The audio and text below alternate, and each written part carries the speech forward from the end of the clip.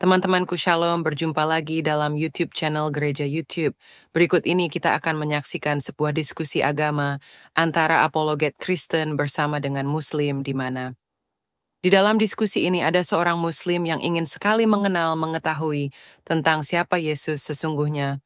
Seperti apa diskusinya, saksikan video ini dari awal sampai habis dan semoga memberikan pencerahan ya.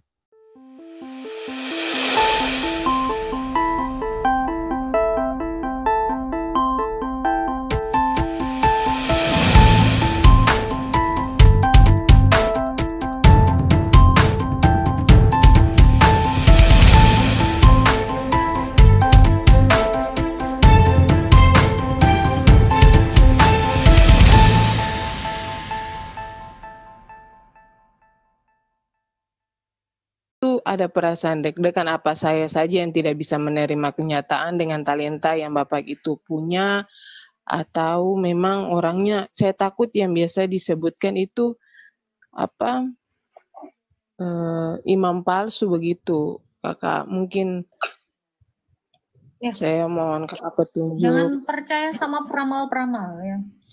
Hari-hari terakhir ini kita itu banyak sekali mendapati orang-orang yang melakukan praktek-praktek okultisme ya, yang dibalut agama. Jadi kita sebagai orang Kristen juga berhati-hati. Tidak ada yang namanya itu meramal-meramal. Itu bukan dari Tuhan Yesus. Karena di dalam Alkitab juga tidak ada yang namanya ramalan seperti itu.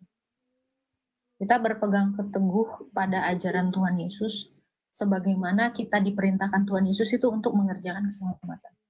Jadi tidak perlu Kak takut gitu. Karena apa? Kuasa Tuhan Yesus itu lebih besar dari itu. Lah kalau Kakak terus-terusan takut, ya si peramal itu akan terus mengintimidasi Anda dan apa? Kalau Kakak mengizinkan ada rasa ketakutan di dalam hati Kakak, nah dia itu akan menguasai. Jadi seolah-olah apa yang dia katakan itu seperti mensuges Anda supaya menyetujui bahwa dia benar. Ya, siap Kak. Jadi dijauhin saja, jangan percaya yang seperti itu. Karena tidak ada ajaran di dalam kekristenan itu meramal-ramal. Semua nubuatan sudah digenapi, tidak ada lagi nubuatan. Gitu. Jadi di dalam juga dikatakan, ujilah setiap roh yang datang kepadamu. Kalau itu tidak untuk kemuliaan Tuhan, jangan dipercaya. Karena iblis ini meniru dan ajarannya itu tipis-tipis untuk bagaimana supaya membelokkan iman kita. Jadi hati-hati terhadap yang demikian ini. Kalau Kakak juga sudah merasa tidak sukacita, jauhin. Iya, saya percaya segala yang datang dari Tuhan itu pasti mendatangkan sukacita, bukan ketakutan. Jadi awalnya saya percaya bahwa mungkin ini karunia, tapi lama-kelamaan saya berpikir ini kayaknya bukan dari Tuhan, karena kalau Tuhan tidak mungkin mendatangkan ketakutan seperti itu. Iya, pasti enggak. Kalau itu roh dari Tuhan, itu adalah sesuatu yang dari Tuhan, itu pasti membawa kedamaian, sukacita, pengertian yang baik. Kalau ketakutan itu pasti siap, banyak Kak. berdoa aja. Ya. Berpuasa itu baik. Ya. Ada lagi siap, Kak? Kak. Ya. Itu saja Kak. Terima kasih Kak. Ya, Tuhan memberkati. Sering-sering berdoa. Amin. Ya. Siap Kak. Doa dan berpuasa. Ya. Saya juga bisa meramal ya Pak Prof ya. Sebentar lagi akan tunggu Pak Prof. Saya meramal dulu ya. Bentar lagi ada paus yang datang.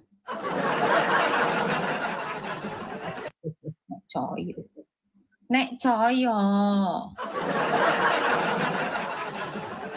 Saya juga saya bermimpi bentar lagi inisial UR dan BZ pakai rompi oren. Seragam oren. Siapa itu? UR dan BZ. Astaga Tuhan. Wah, ini mimpi ya, Ya, diselawatin aja gitu. Jadi kalau datang ke room saya tuh berisik gitu loh. Kalau orang Kristen tuh enak tuh, adem, tenang. Ini hawanya panas terus ya, Prof ya? Hawanya hawariun. Hawa nafsu. Astaga. Turun. Ini ada Robert De Niro. Wih. Artis dong. Artis nih. Halo Kak. Tanda tangan dong. Selamat malam Abang Robert. Halo malam Kak. Saya juga mau tanya Kak. Sebelum botak dulu juga Robert ya Kak. Rontok berat. Boleh bertanya Kak? Boleh dong. Boleh. Jadi gini Kak, saya kan dulu Kristen Kak. Ya. Pindah lagi ke Islam ya. Masya Allah. Bisa punya istri banyak Kak, tapi bukan pedofil. Alhamdulillah. Dari narasinya setelah ini kan saya menemukan apa ya namanya? TikTok. Batu. Menemukan apa Bang? Cewek? Enggak, ingin pindah lagi ke Kristen ya. Oh jangan, udah Islam aja. Enak loh Islam. Istri berapa? Menemukan ketenangan Kak. Istri berapa istri? 1 dong. Oh jangan berarti belum tepat, belum tenang. Iya. Mesti sekawan istrinya. Saya mau tanya tentang apa kalau pindah ke Kristen lagi harus dibaptis lagi? Harus. Tapi Bapak kenapa nggak mau di Islam aja? Aduh, Pak Dersan nih gimana nih? Janganlah Pak. Di Islam aja Pak. Islam kenapa sih kok pada mau ke Kristen? Nah, aku bingung. Kenapa Pak? Tentang kebenaran ya Kak? Yang mana? Ya lebih nyaman aja. Kalau mau nyaman ya melebu hotel.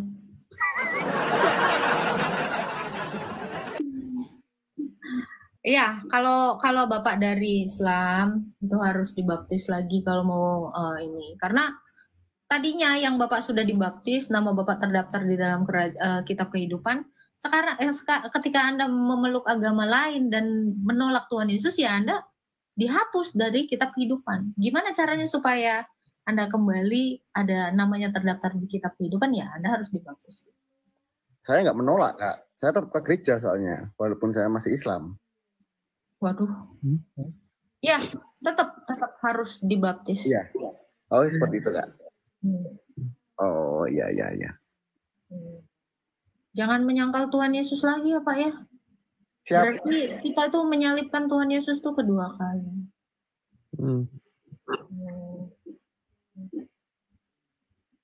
Ya kalau sungguh-sungguh ya harus itu sakramen pertobatan atau didoakan dari gerejanya atau juga dibaptis ulang gitu Bang Robert. Oh ya, terima kasih Kak. Yang penting sungguh-sungguh ya. Jadi Kristen, jadi Kristen itu nggak gampang Bang. Makanya kita kalau orang mau masuk Kristen lagi atau mau masuk Kristen pasti kita bilang ya kenapa pindah gitu. Justru enak kan di tempat yang sekarang kan. Enak loh. Nanti dapat 72 bidadari, istri boleh 4, boleh dipukul, semua berdalil kok. Anissa 34. Kita nggak suka sama istri, istrinya nggak nurut, boleh kita kurung sampai meninggal. Anissa 15. Ya kan? Abang pasti baca Al-Quran dong? Enggak. Loh, itu. Abang punya pembantu nggak di rumah? Boleh digauli.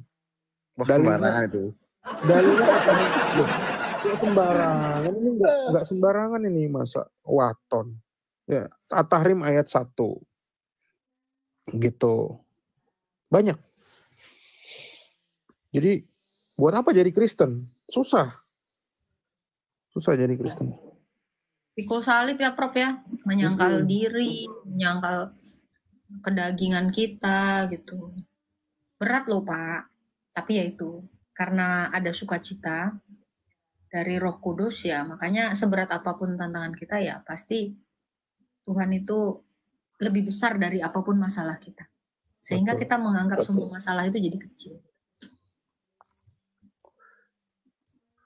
Di Kristen itu bukan agama solusi ya, tapi di Kristen itu menekan kedagingan.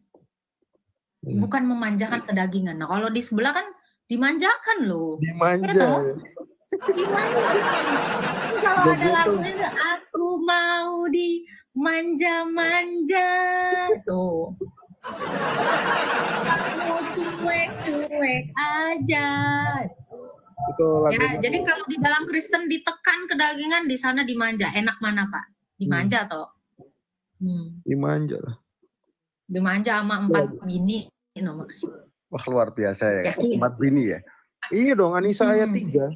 Kita cukup pakai Anissa aja udah bisa menguasai dunia, Bang. Anissa 3 poligami. Anissa 24 boleh memaksakan titik untuk digauli. Anissa 34 boleh mukul istri. Anissa 15 boleh ngurung istri sampai ajalnya menjemput. Gitu. Saya izin turun ya Kak. Dan ini ya, Bang Robert ya, Robert Dimir ya. Ini selain dimanja di dunia, di akhirat juga dimanja. Gak mau. Gak mau Bang. Gak mau Bang. Nyesel loh. Sudah ditebus sama Kristus. Loh. Ditebus gak dapat 72 bidadari loh. Enggak Bisa apa-apa. dimanja lagi loh sama ciwi-ciwi berdua.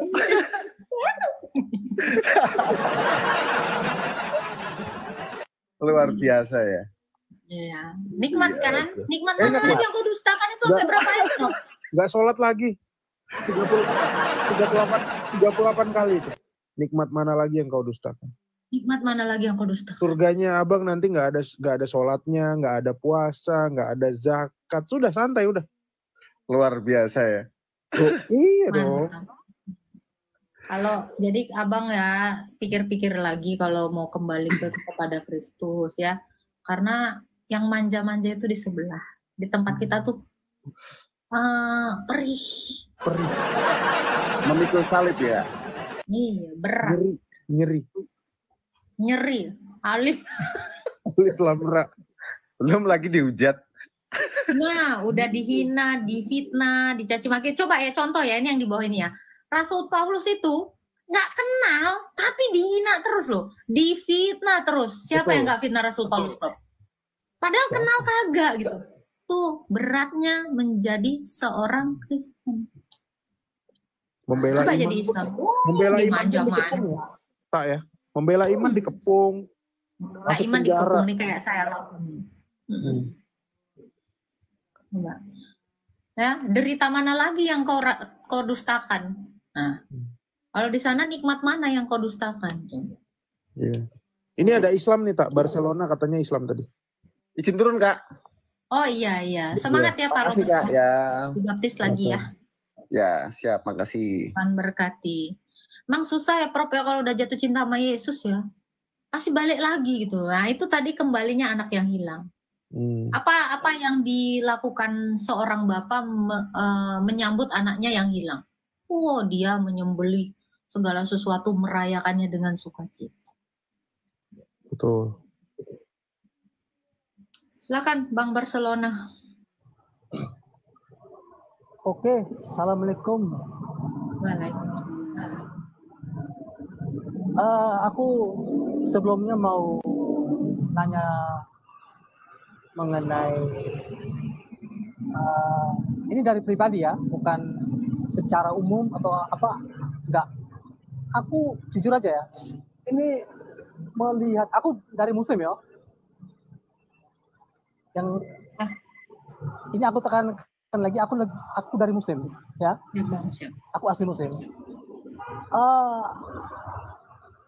Aku respect terhadap semua orang yang terutama di apologet ya, semuanya thank you banget.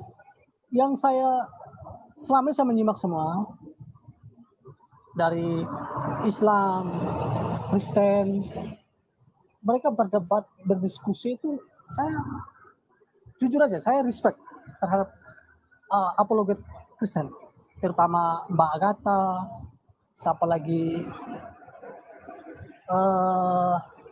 Joseph Albert Michael itu, terus Bang RK, terus Profesor. Saya melihat perbandingannya mereka ini bukan saya mendambakan apologet apa Kristen ya, tapi ini kenyataannya. Saya melihat bahwa apologet Kristen itu mereka, saya menilai secara pribadi saya, mereka lebih akhlaknya mereka lebih tinggi dibandingkan dengan Islam, seperti Juma, Donditan, siapa lagi, Ratu Entok, terus secara saya bukan bukan mau menjatuhkan mereka, tapi kenyataannya seperti itu. Bagaimana menjelaskan, ayolah secara akademis, menjelaskan yang secara terperinci supaya umat Islam itu tidak paham. Jadi yang selama ini kan mereka menjelaskan itu ngawur. Makanya kenapa orang Islam itu murtad. Ya jangan salahkan orangnya, dan terus pemimpinnya itu kayak gini. Ya jangan salahkan orang murtad. Sorry. Makanya aku sempat berpikir juga, kenapa ya orang apologet Kristen ini menerjemahkan Tuhan mereka itu dengan terperinci. Nah itu yang membuat saya pendekatan secara, walaupun kita dengan live ini, tapi saya yakin apa yang membuat agama Anda ini menjadi terbaik dalam kalangan umat Kristen. Apa yang membuat Anda mengagung-agungkan bahwa agama kamu itulah yang terbaik? Coba berikan saya contoh hal yang konkret, sehingga saya akan compare dengan agama Islam. Boleh dijawab? Mungkin Prof atau Mbak Agatha? Silakan Pak Prof.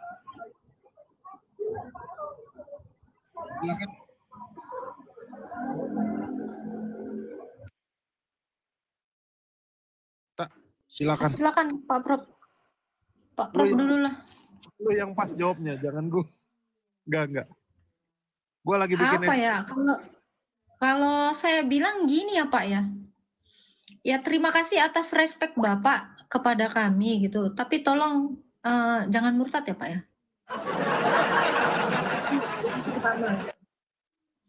Ya, kami ini hanya memberitakan atau menyuarakan apa yang memang diajarkan di dalam iman kami gitu. Ya, itu. Jadi kalau Anda pun bisa menilai, ya saya rasa penilaian Anda juga harusnya sifatnya itu objektif ya, jangan subjektif gitu. Nah, ini juga yang kami harapkan kepada teman-teman muslim semua ya. Di live saya atau di live teman-teman apologetika yang lainnya gitu ya. Memberikan penilaian secara objektif, jangan secara subjektif gitu ya. Jangan karena seiman salah dibenarkan, jangan karena seiman ujaran yang kotor pun dibenarkan gitu, tidak. Di room saya ini saya tetap orangnya konsisten. Mau Kristen mau Islam, kalau salah pasti saya akan katakan salah, kalau benar pasti saya katakan benar gitu. Makanya cara pandang setiap orang memang berbeda, tetapi saya harapkan adalah kedewasaan kita di dalam bersosial media atau kedewasaan kita di dalam menanggap sesuatu. Gitu. Jadi apa yang dinarasikan orang, minimal kita cross check dulu kebenarannya. Itu yang pertama. Jangan langsung ditelan mentah-mentah gitu ya. Terima kasih sekali lagi atas respek Anda kepada room saya dan room teman-teman Kristen yang lainnya. Tetapi saran saya jangan sampai Anda murtad gitu. Kenapa? Lebih baik Anda cari tahu dulu gimana. Satu hal yang bisa saya suarakan atau satu hal yang bisa saya tekankan kepada semua teman-teman di sini atau dimanapun yang melive-kan saya ini di YouTube atau di Facebook ya.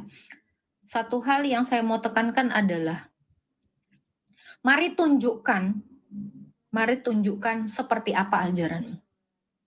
Gitu. Jangan malu gitu. Jangan malu terhadap apapun ajaranmu. Jadi yang sudah dilakukan Juma, Rifa dan teman-temannya Nora, Nandar itu sebenarnya adalah bagian dari penyebaran iman mereka, karena memang seperti itu mungkin ya Pak Prof ya. Jadi yang mereka lakukan pun tidak salah. Yang teman-teman muslim lakukan tidak salah karena memang seperti itu ajarannya. Kalau kami ya karena seperti ini ajaran kami, menyatakan kebenaran. Gitu. Jadi orang Kristen itu pasti berhati-hati. Karena kita ini minoritas ya Pak Prof ya. Gitu. Jangan langsung skeptis terhadap room-room yang seperti itu. Karena memang itu Memang itu yang ada di dalam hati mereka dan apa yang diajarkan mereka.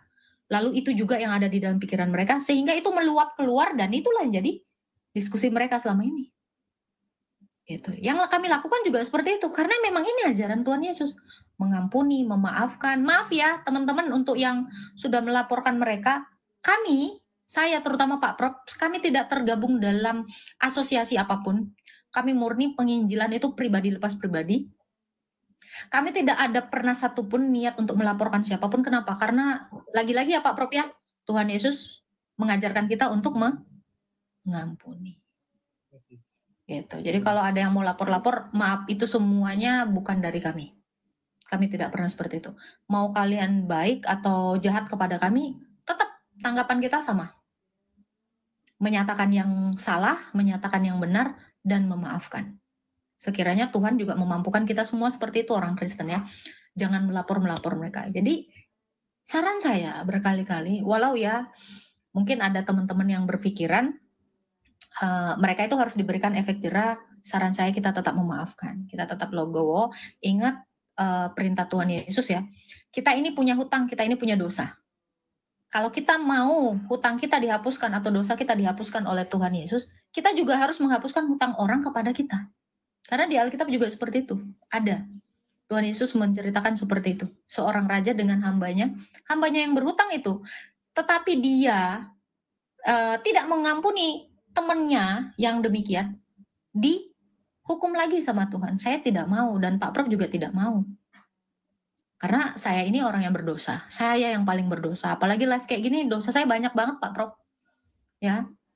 Makanya sebisa mungkin saya juga tidak mau dendam kepada siapapun, membenci siapapun, ya murni ini yang saya lakukan ya, kita hanya memberitakan apa yang benar gitu. Tidak ada dendam di antara kita, tidak ada sirik-sirikan, tidak ada apapun gitu ya. Karena Tuhan Yesus memang mengajarkan seperti itu, supaya kami juga diampuni. Kalau kita melepaskan pengampunan di dunia, maka Bapamu yang di sorga juga akan melepaskan pengampunan kepada kita. Itu yang orang Kristen pegang teguh. Betul Pak Prof? Silakan Pak Prof mungkin mau menambahkan. Itu. Oke, saya paham. Mbak, ini aku boleh tanya lagi? Pak Prof, mendem. Apa tadi? Boleh saya nanya lagi? Silakan. Arti dari apologet itu apa? Maaf ya, ini aku nanya. Silakan Pak Prof. Apologet itu memberi pertanggungan jawab. Itu dari Alkitab ya. 1 Petrus 3 ayat 15. Berilah pertanggungan jawab kepada orang yang menanyakan tentang imanmu. Gitu. Jadi orang-orang yang ingin tahu tentang iman Kristen, makanya kami buka di sini apologetika itu untuk kepada teman-teman non-Kristen tentang ajaran Kristen. Makanya kami persilakan yang terutama di sini adalah teman-teman Muslim yang pengen tahu ajaran Kristen itu seperti apa. Gitu. Di sinilah kami berapologetika. 1 Petrus 3 ayat 15. Itu di kitab suci kami. Berarti pada intinya adalah apologet itu sudah diajarkan dalam Alkitab. Ya, pada intinya gitu ya. Iya.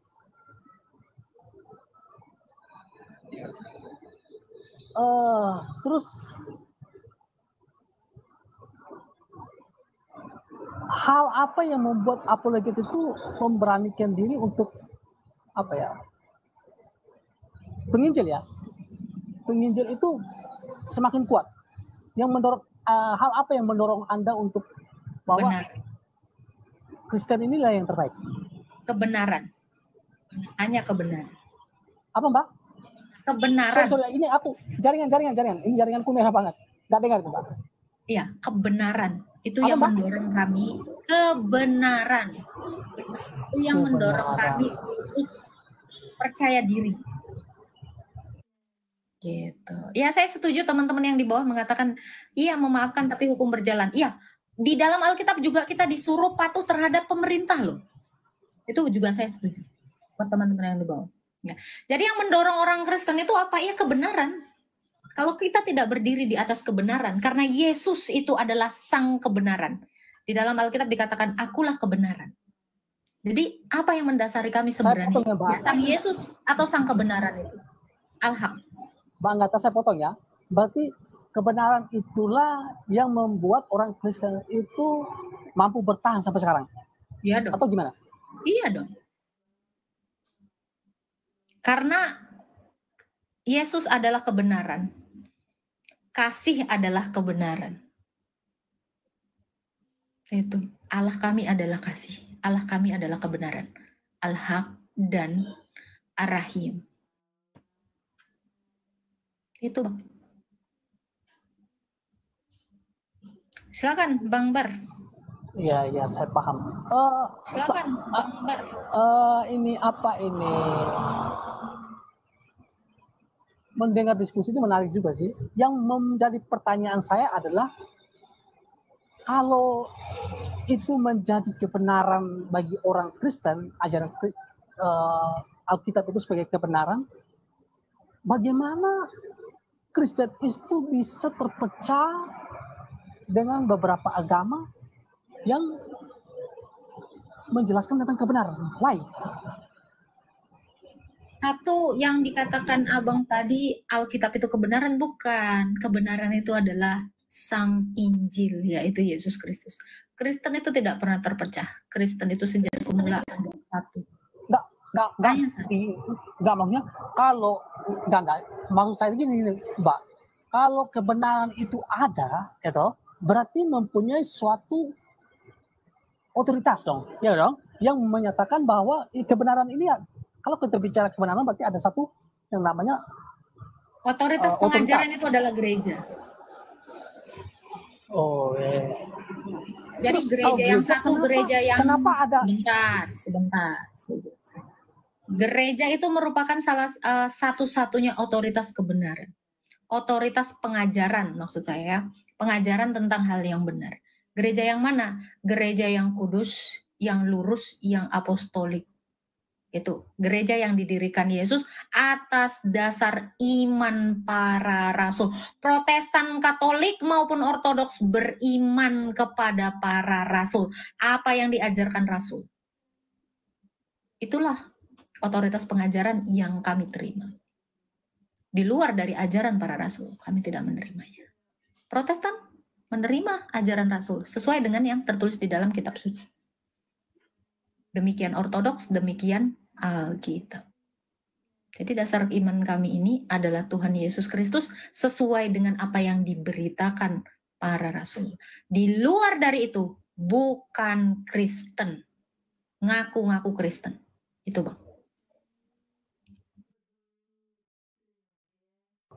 Apakah ada perbedaan di dalam contoh agama Kalau apa punyanya Mbaknya apa? Boleh tanya, maaf ya. Maaf ya aku tanya. Kalau Mbak Agatha dengan Prof ini agama apa? Boleh tanya. Kristen. Tidak maksudnya apa? Kristen apa? Kristen Katolik, apa Kristen Protestan, apa Kristen apa lagi? Kristen Ortodoks. Ortodoks apa tuh? Yang di Mesir, yang di Ortodoks itu sifat gereja. Kami ini adalah Kristen. Kristen paling purba, paling tua. Gitu. Ada lagi yang mau ditanyakan? Nggak, maksud aku kan walaupun orang Kristen itu berbeda, pemahaman, tapi apakah itu sama dengan ajaran yang diberikan kepada dari rasul-rasulnya kepada murid-muridnya sekarang? Tadi barusan saya jelasin. Saya tadi baru menjelaskan. Ortodoks, Protestan, Katolik itu menerima pengajaran dari para rasul.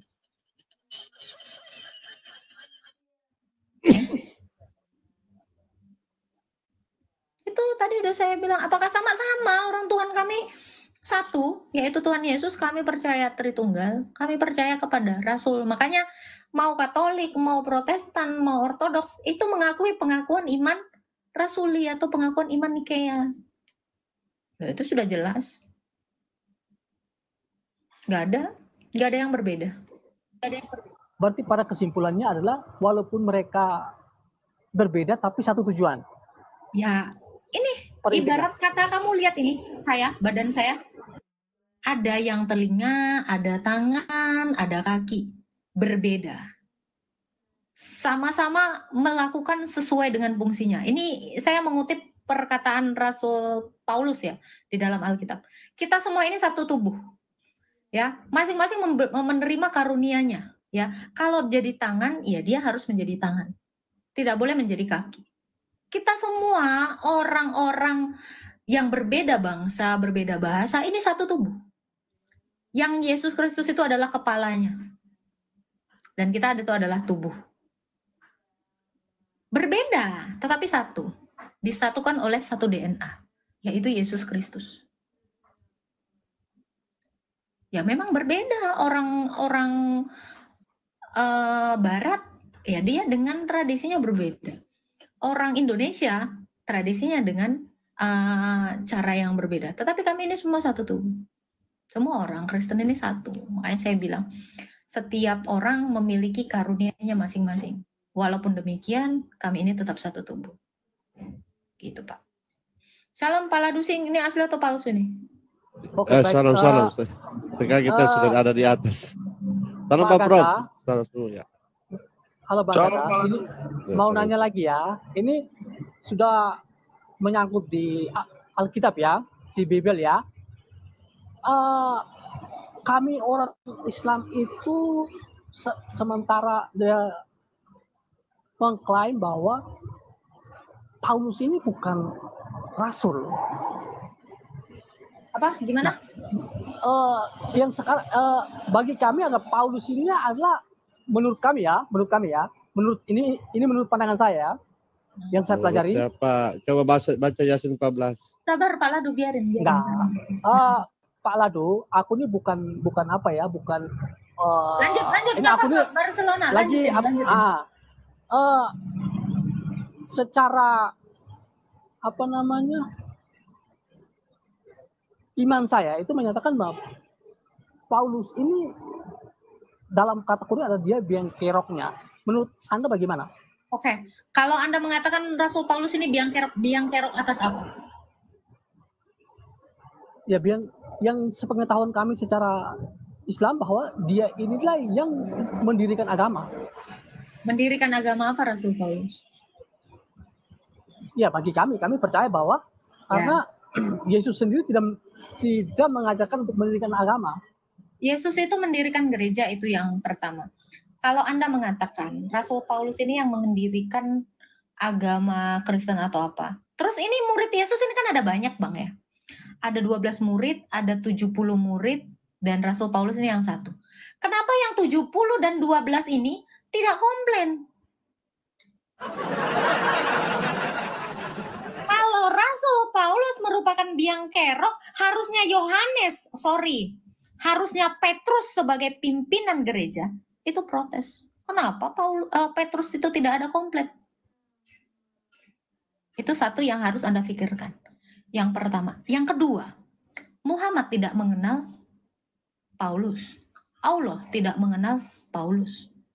Kenapa kalian mendahului Allah dan Nabi kalian untuk menjudge, untuk menfitnah Rasul kami? Apa yang mendasari Anda sehingga Anda mengatakan Rasul Paulus ini biang kerok? Memangnya Rasul Paulus ini pernah mengajarkan untuk membenci agamamu yang belum ada di abad 1? Pernah? Biang kerok atas apa? Apa yang mendasari Anda sehingga Anda harus memfitnah Rasul saya? Saya juga penasaran.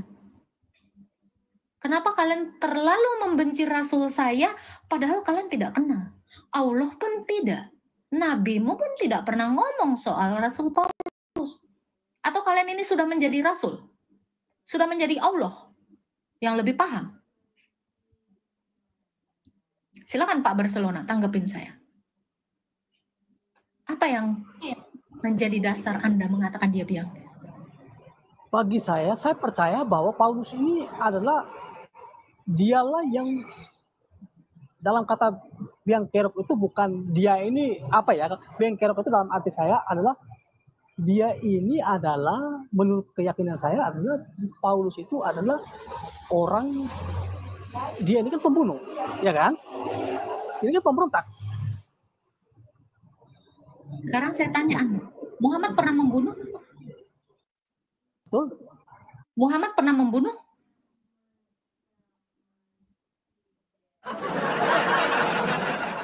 Nabi Anda pernah membunuh? Oh sering. Jangan, biar dia yang jawab.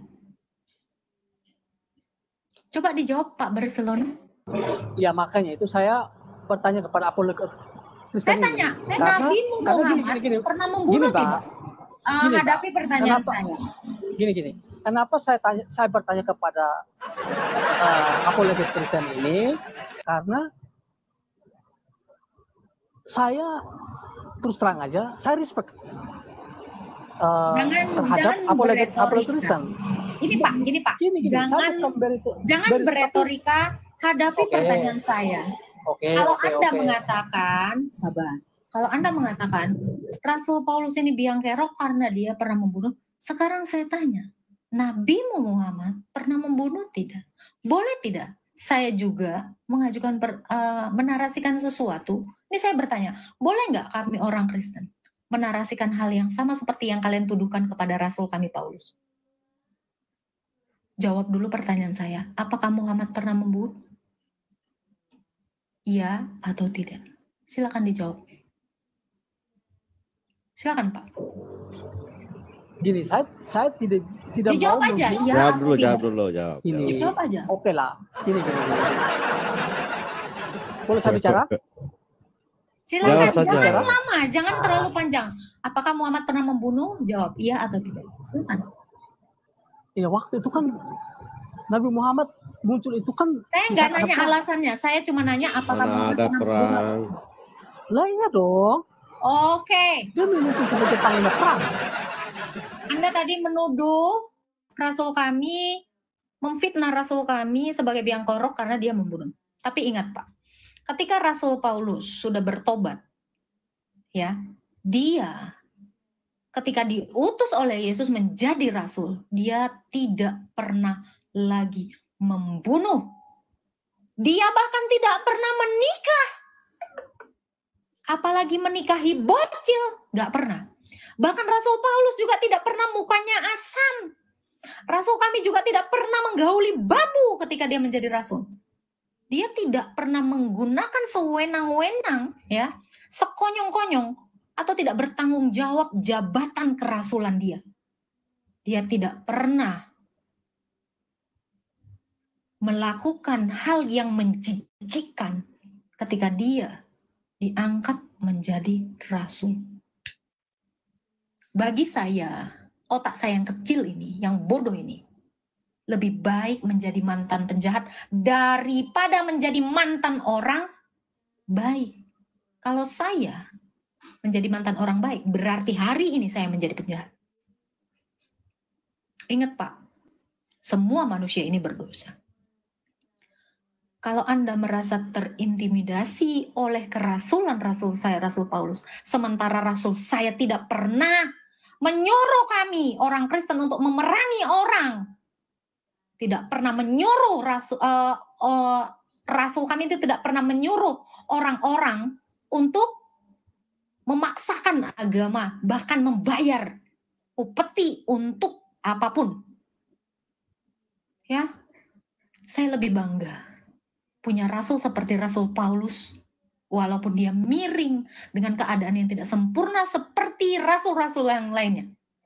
Tapi satu hal yang Anda harus tahu, Rasul Paulus itu bekerja lebih daripada rasul-rasul yang lain.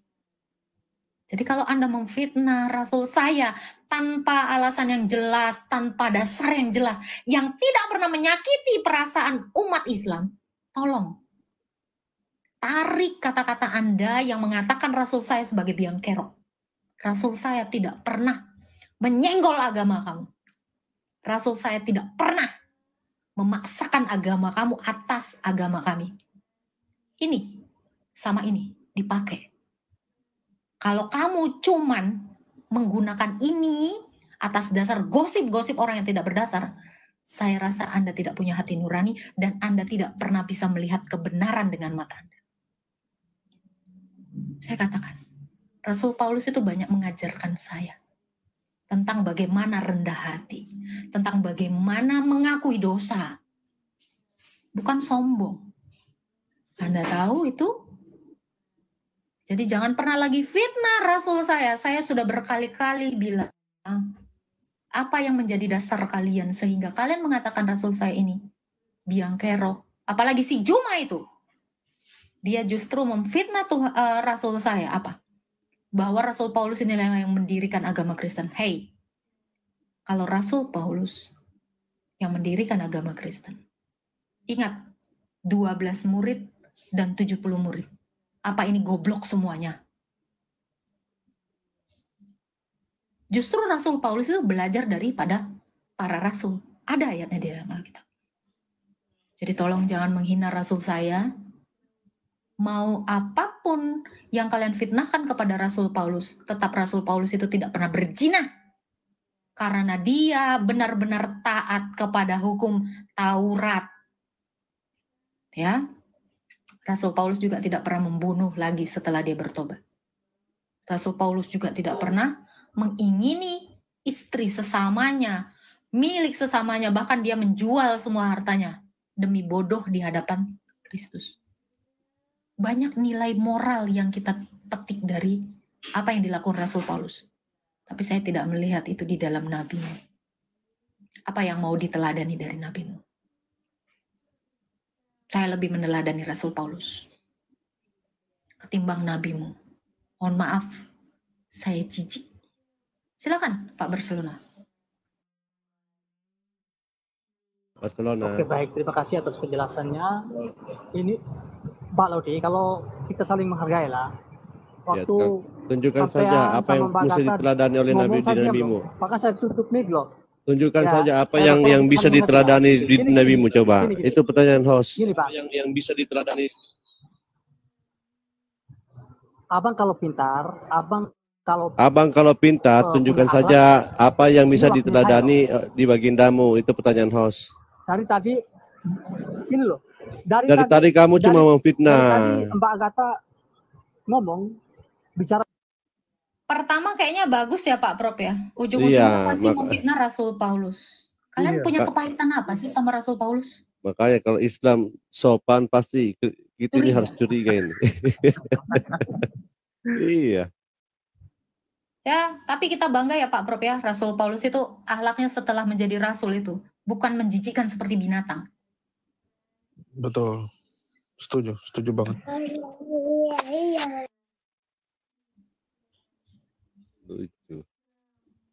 Saya lupa ayatnya. Rasul Paulus itu justru belajar loh dari para rasul. Ada ayatnya. Jadi jangan dibilang Rasul Paulus yang mendirikan Kristen. Rasul Paulus saja belajar dari para rasul kok. Nah. Ini ada Wan, selamat malam. Malam juga. Kenapa begitu ada Pak Ladu situasi langsung berubah ya? Itu rame ya, 4.000 orang. Langsung memanaskan suasana. 4.000 orang. Memanaskan suasana yang adem ayem. Selamat malam Pak Wan, benderawan. Malam, benderawan. Islam Kristen Pak. Saya Muslim. Ya, mungkin ada yang mau ditanyakan atau disampaikan Pak, silakan. Enggak, saya salut aja lihat Mbak Agatha.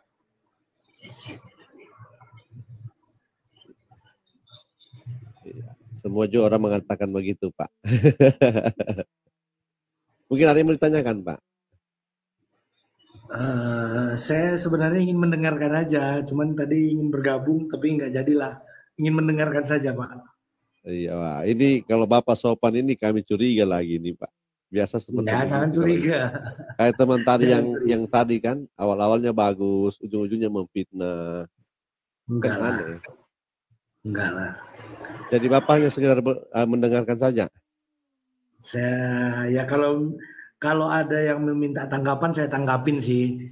Tapi kalau nggak ada ya nggak. Iya.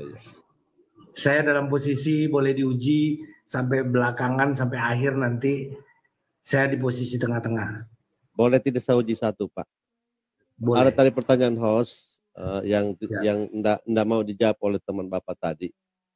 Teladan apa yang bisa kita ambil dari nabinya orang Islam, Pak? Kalau ini jawaban pribadi saya, Pak. Ya. Jawaban pribadi saya, kalau mungkin dari segi apa dulu gitu, Pak. Kalau misalnya dari segi atau begini, perbuatan baiknya saja, Pak. Satu saja perbuatan baiknya. Yang tercatat, yang ada pakai dalil, yang ada dalilnya. Oh, kalau yang nggak ada dalil saya nggak ada mengetahui. Tetapi kalau yang pakai dalil, Pak, yang pakai dalil, maksudnya satu perbuatan baik dari nabinya orang Islam, tapi pakai dalil, jangan ngarang bebas. Kita juga penasaran dari dulu ini. Enggak ada. Saya juga ini Bapak ini bilang tidak ada. Izinnya lah Pak Ladu, izinnya lah. Ya, silakan. Kalau misalnya Pak Wan nggak bisa dapat, aku bantu. Silakan Pak Wan. Perbuatan baik. Ya, coba. Coba dibantu. Kalau Bapak udah nyerah, baru saya bantu. Iya, saya nyerah aja. Dibantu aja, Pak. Nanti saya tanggapin. Enak lah. Dicoba dulu lah. tiga kali lah. Nggak apa-apa, coba aja Pak. Nanti saya tanggapin. Kalau memang ada dalilnya, saya tanggapin. Ya udah, nanti saya japri aja, Pak.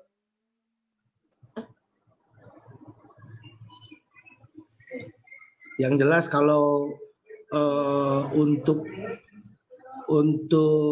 gimana ya, untuk menikahi seorang di bawah umur seperti 9 tahun, saya sebenarnya nggak setuju. Iya. Tapi apa namanya, kita juga sering diskusi dengan teman-teman Bapak, baik itu yang Ustadz. Sampai sekarang itu Pak belum ada yang bisa tunjukkan. Kalau pakai dalil ya, perbuatan baik baginda. Ya, kalau pakai dalil saya belum ketemu juga. Iya. Teman-teman Bapak juga pun demikian. Para ustadz kiai juga kita tanya sama pertanyaan, jawaban yang kayak Bapak berikan sama. Wajar nggak setuju Pak Ladu. Soalnya 9.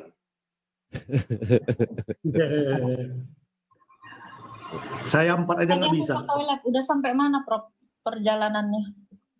Perjalanannya Bang Wan ini nggak setuju kalau Nabi Muhammad menikahi anak umur 9 tahun. Tadi dia sampaikan. Berarti Pak Wan juga tidak setuju dengan Allah dong. Atalak 4 itu membolehkan untuk kawinin bocil anak-anak. Ya sebenarnya kan itu hal nggak bagus. Tetapi begini, mungkin ada disampaikan oleh beberapa Pak Ustadz bahwa itu dibenarkan. Tapi kalau menurut saya kan sudah ada itu yang namanya syarat sah menikah itu. Pertama sudah akil balik. Akil balik ya, dari laki-laki mungkin sudah mimpi basah, dari perempuan mungkin udah haid. Nah, dengan umur yang segitu kan artinya belum haid. Belum haid itu secara agama berarti nikahnya tidak sah gitu aja. Karena syarat menikah itu salah satunya adalah akil balik. Haid bagi perempuan, mimpi basah bagi laki-laki. Nah, itu ada dalam Al-Quran. Saya sebagai orang normal ya, mimpi itu tidur, Pak. Kok mimpi basah, Pak? Mandi yang basah, Pak. Iya, mimpi basah itu. Ya kan, mimpi basah itu Mbak Agatha menandakan mimpi sambil mandi. Iya, mimpi sambil mandi gitulah. Cebur sungai gitu kan. Orang mimpi sambil mandi.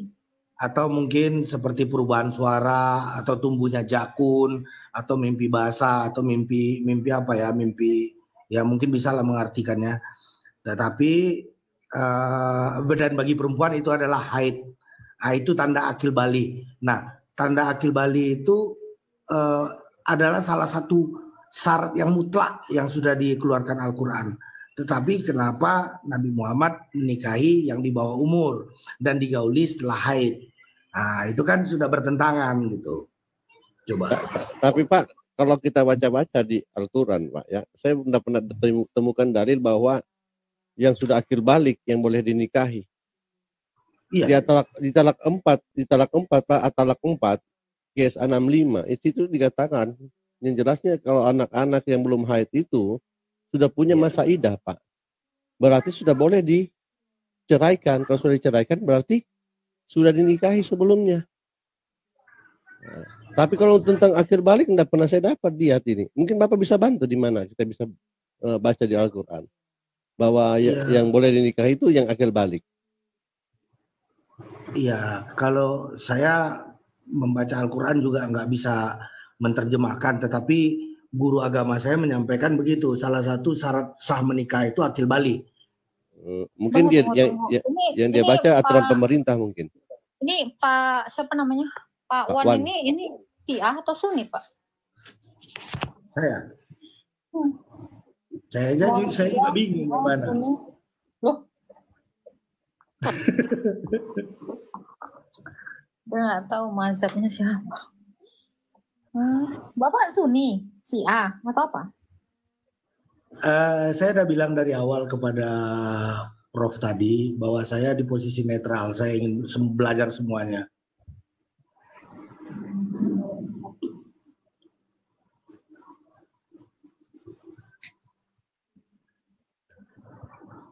Iya, kalau dalam Al-Quran tidak ada penjelasan bahwa yang boleh dinikah itu yang sudah akhir balik. Ya, sama dengan kemarin Mbak Agatha pernah saya lihat itu tentang membahas sunat. Kalau sunat itu yang pernah saya baca itu ada 3. Yang satu mengatakan wajib, yang satu mengatakan sunnah, yang satu mengatakan fi'liyah. Fi'liyah itu menjadi wajib jika menjadi masalah. Kulubnya nggak mau kulubnya nggak main gitu, buta ya, nggak mau kebuka. Nggak mau mah. Jadi itu suatu masalah. Jadi waktu itu datanglah orang kepada Nabi, ini ada masalah seperti ini bagaimana ya disunat gitu. Jadi wajibnya itu jika ada masalah itu namanya fi'liyah. Ya ada yang mengatakan memang itu sunnah dan ada yang mengatakan itu wajib gitu. Ya, Oke. Saya tadi kan kurang nyimak ya karena saya tinggal ke belakang tadi. Bapak di sini ada yang mau ditanyakan tentang iman Kristen? Saya sebenarnya lebih cenderung kepada pendengar sih, tapi kalau dimintain tanggapan saya tanggapin. Menanggapin? Iya, lebih senangnya nanggapin. Paling kita naikkan muslim yang lain mungkin ya. Mungkin Pak siapa namanya ini menjadi penetral lah ya. Iya. Kalau minta tanggapan saya tanggapin, naikin lagi nanti. Oke. Tentang apa satu lagi? Pak. Tentang apa satu lagi kemarin ya yang saya dengar Mbak Agatha tentang sunnah, tentang sunat ya. Itu terus tentang anjing. Kalau anjing itu kan hanya mazhab Syafi'i yang mengatakan itu najis. Kalau yang mazhab lain tidak mengatakan itu suci. Ya, betul. Tahu. Ya. Dan kalau Bapak nggak berniat bertanya nih ya, boleh nggak saya bertanya tentang iman Islam? Kayaknya Pak Wan ini udah paham banget dalam iman Islam. Boleh? Enggak juga, ya boleh. Ya. Pak, di dalam rukun iman kan Anda beriman kepada kitab-kitab, betul? Ya. Beriman juga kepada nabi-nabi. Ya. Ini saya cuman penasaran dari lama. Apakah semua nabi-nabi yang kalian imani itu beragama Islam? Tidak. Oke, nabi lain selain Muhammad itu tidak beragama Islam? Setuju? Ini versi saya ya Bu ya, Bu Agatha. Karena Islam itu munculnya dibawa oleh Nabi Muhammad. Artinya yang sebelum itu tidak beragama Islam, tapi mungkin menyembah Tuhan yang sama. Itu versi saya. Menyembah versi yang sama. Kalau dikatakan mereka Islam, sementara Islam aja perdana dibawa oleh Nabi Muhammad. Begitu. Tapi kalau dia menyembah Tuhan yang sama, mungkin saja. Oh, masih kemungkinan ya, belum pasti. Iya. Oke. Kalau menurut saya begitu. Bapak juga kan tadi saya bilang atau saya katakan beriman juga kepada kitab-kitab sebelumnya yang dibawa nabi-nabi yang kalian iman. Ya, Taurat, Zabur, Injil. Ya, Taurat. Nah, Bapak pernah tahu isi Taurat itu mengajarkan apa?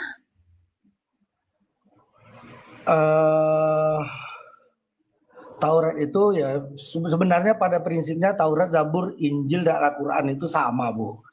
Mengajarkan tentang kebaikan, mengajarkan tentang adanya Tuhan. Tetapi mungkin masalah cara penyembahan yang berbeda. Oke. Cara penyembahan maksudnya di sini cara Anda kan ibadahnya. sudah baik-baik. Anda kan sudah berspekulasi. Sepertinya sama ajarannya. Bagaimana Anda tahu Taurat itu mengajarkan yang sama dengan Quran, Mazmur itu mengajarkan yang sama dengan Quran, Injil itu mengajarkan yang sama dengan Quran, sementara Anda belum pernah membaca?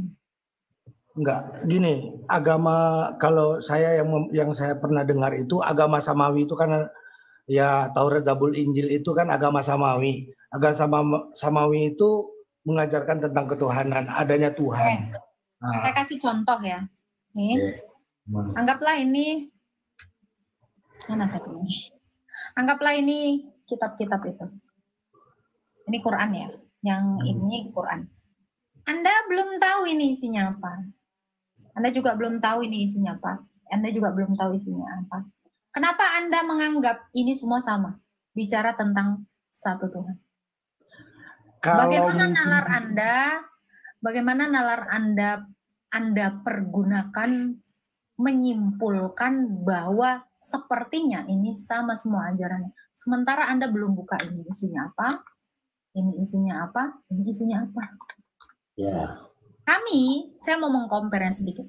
Kami, orang Kristen, dengan pasti akan mengatakan, ini pasti bicara hal yang sama dengan yang ini. Kenapa? Karena kami sudah baca Tauratnya Musa, kami sudah baca Mazmurnya Daud, kami sudah membaca kitab-kitabnya para rasul. Maka terutama saya selalu menjelaskan, Alkitab yang kami punya ini membicarakan hanya satu orang, yaitu ini. Okay. Musa menuliskan tentang ini. Daud menuliskan tentang ini. Nabi-nabi menuliskan tentang ini. Rasul pun menuliskan tentang ini. Jadi kami bisa menyimpulkan baik Taurat, kitab nabi-nabi, Mazmur, dan Alkitab Perjanjian Baru atau Injil itu bicara yang sama, yaitu ini. Musa itu, Pak, saya kasih tahu di dalam Ulangan. Ini Musa itu menulis 5 kitab. Salah satu kitabnya itu adalah kitab Ulangan. Di dalam kitab Ulangan 21 ayat 22 sampai 23, Musa menuliskan tentang ini, penyaliban. Di dalam Mazmur 22, Mazmur punyanya Daud juga menuliskan tentang penyaliban. Kitab nabi-nabi Yesaya menuliskan tentang ini. Rasul-rasul kitab perjanjian saya yang baru, 4 penulis Injil sinoptik, Matius, Markus, Lukas, Yohanes, ini juga menceritakan tentang ini. Maka kami bisa menyimpulkan ketiga kitab itu, makanya kami jalin menjadi satu, ini yang namanya kanonisasi Alkitab, menceritakan tentang Tuhan kami Yesus Kristus. Kalau Quran Anda ini bagaimana? Ya, saya pernah membaca artikel itu, Mbak. Artikel itu tentang Taurat, Zabur, Injil itu ada berkaitan. Sementara Al-Quran berbeda. Nah, saya pernah baca artikel itu. Kemudian secara bacaan ya memang Al-Quran itu seluruh dunia sama. Tapi tidak semua orang juga bisa memahami kalau tidak ada tafsirnya kan. Nah, begitu juga dengan Taurat, itu kan bahasanya kalau sama dengan Injil itu kan bahasanya bahasa Ibrani, juga sudah ditafsirkan sebenarnya. Tetapi di Al-Quran itu penafsirannya sesuai dengan satu inilah gitu, satu penerjemah. Tapi kalau ini kan dengan berbagai bahasa ini. Jadi kalau menurut saya katakan sekali lagi, Anda tidak mengenal Injil. Siapa bilang? Bahkan Nabi Muhammad tidak mengenal Injil. Kalau Anda tanya siapa bilang, penulis kitab Injil kami, itu tidak ada yang bernama Isa atau Yesus. Karena Injil itu bukan ditulis sama Yesus. Yang menulis tadi yang saya sebutin, Matius, Markus, Lukas, Yohanes, ini 4 Injil sinoptik. Makanya saya katakan, Anda tidak mengenal Injil. Mazmur Daud, Anda tahu apa itu Mazmur Daud? Itu kitab kidungan nyanyian. Pernah tahu? Nggak tahu. Tahu dari mana? Tahu lah, Kidung Agung, Kidung Jemaat itu tahu lah. Oh bukan, Mazmur itu bukan Kidung Agung, bukan Kidung Jemaat. Mazmur itu lagu-lagu, syair-syair. Katanya tahu kok salah. Kidung Agung, ya, Kidung Agung itu yang menulis Salomo, bukan Daud. Ini pun Anda salah. Ketawa semua orang yang di bawah ini dengeran. Terus, oke. Nah itu, Taurat Musa. Anda tahu berbicara tentang apa? Ya, 10 perintah Tuhan kalau di Taurat. 10 perintah Tuhan kalau di Taurat. Okelah, saya rasa saya sudah bisa menilai. Anda tidak mengenal kitab-kitab Nabi sebelumnya. Bahkan Nabi Anda pun tidak tahu. Ya namanya juga. Jadi saran saya gini, Anda harusnya berpikir, bagaimana Anda mengimani sesuatu yang Anda tidak tahu? Atau Anda dipaksa untuk mengimani sesuatu yang Anda tidak tahu? Kalau saya sih tidak. Gini Mbak Agatha, seluruh di dunia ini rata-rata itu kan kebanyakan agama keturunan dari orang tua. Jadi kalau ada orang yang memilih agama sesuai dengan hatinya setelah menjalani atau mempelajari semua agama, itu baru agama dari pribadinya. Kalau rata-rata semua di dunia ini agama keturunan.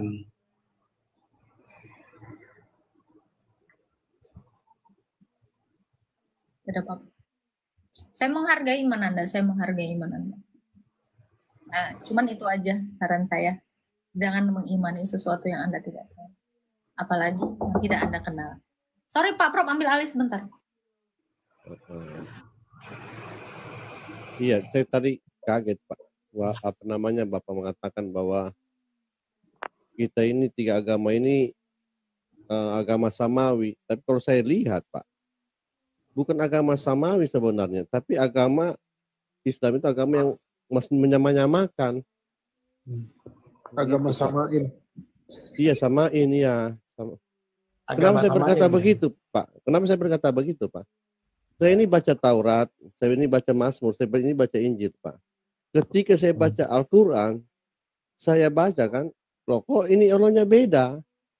Di Al-Quran dikatakan bahwa si Allah ini tidak mungkin berbicara langsung kepada manusia.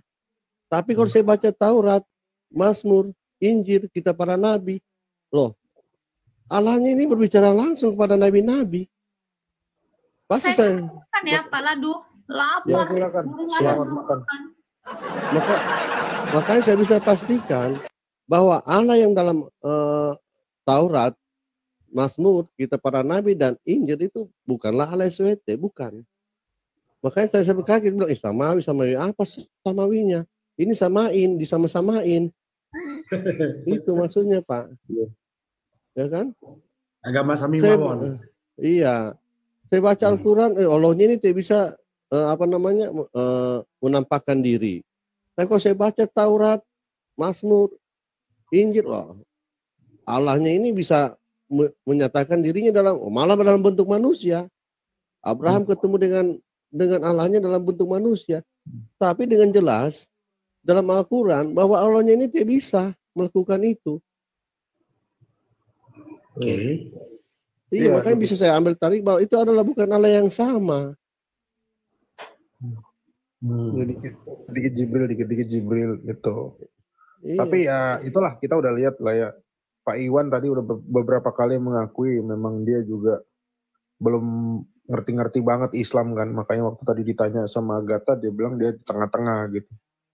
Ya memang kita harus jujur, kita harus akui. Kalau ada teman-teman kita, saudara kita, tetangga kita yang Islam, yang baik, ya berarti itu adalah orang-orang yang memang tidak mengerti Islam. Semakin tinggi ilmu Islamnya, maka dia akan semakin radikal dan ekstrim. Betul ya Pak Lado ya? Betul. Pak Iwan ini baik. Pak Iwan ini baik. Karena saya pelajari selama ini Pak Prof, ya, orang yang mendalami Islam, ya, mendalami Islam secara utuh, secara kafah, itu kalau bukan murtad, pasti yang pasti akan jadi radikal itu. Orang Video. Puji Tuhan kita sudah mendengarkan diskuis agama ini dengan baik. Dan kalau memang ditanya siapa itu Yesus, Yesus itu adalah firman yang menjadi manusia. Yesus itu adalah Allah yang menjadi manusia. Apakah Yesus itu disembah sejak permulaan zaman? Jawabannya, iya, tetapi pada waktu permulaan zaman Yesus itu, atau Allah belum menjelma menjadi manusia, jadi dia masih ada di dalam keilahiannya. Namun apakah orang-orang yang hidup di zaman perjanjian lama sudah menyembah ataupun mempercayai Yesus Kristus? Jawabannya, iya, oleh karena perjanjian lama adalah nubuatan tentang datangnya Mesias. Itulah Tuhan Yesus Kristus. Apakah Tuhan Yesus sudah disembah ketika dia lahir atau sejak dia lahir? Jawabannya, iya, karena memang Tuhan Yesus sejak dia lahir malaikat sendiri langsung berkonfirmasi kepada manusia bahwa yang lahir itu adalah Kristus Tuhan di kota Daud. Jadi kalau dia adalah Kristus, dia adalah Mesias yang dijanjikan dari perjanjian lama.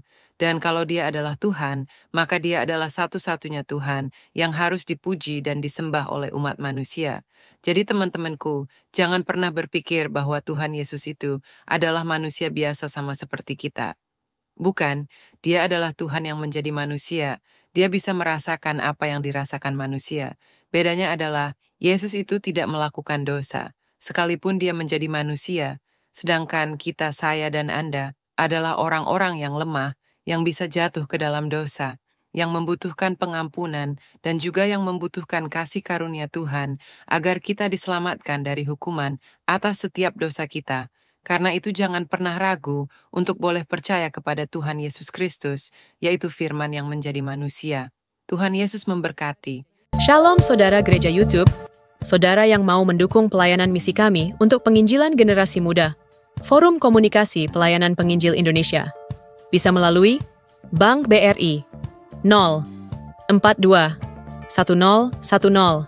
048 70 560 atas nama singkatan Generasi Muda FKPPI.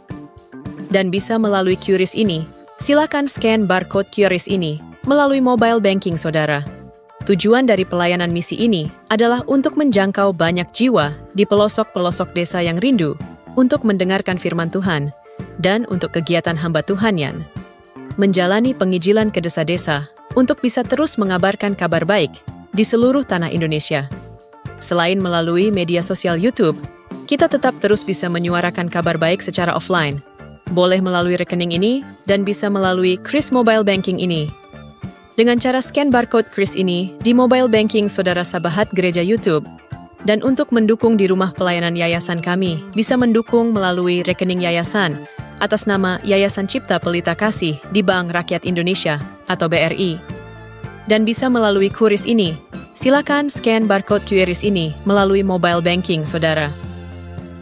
Dukung pelayanan kami di semua sektor. Dengan ini sebagaimana untuk membiayai tempat tinggal yayasan, listrik, air, dan juga peralatan pengajaran pendalaman Alkitab dan Murtadin. Seberapapun itu sangat berguna bagi pelayanan gereja YouTube, biarlah terus kita hidup dan berdampak menyuarakan dan memuliakan nama Tuhan Yesus, dan pastinya malaikat sorga bersorak-sorai karena banyak yang mengaku bahwa Yesus adalah Juru Selamat. Terima kasih Tuhan Yesus, memberkati saudara, gereja YouTube semua.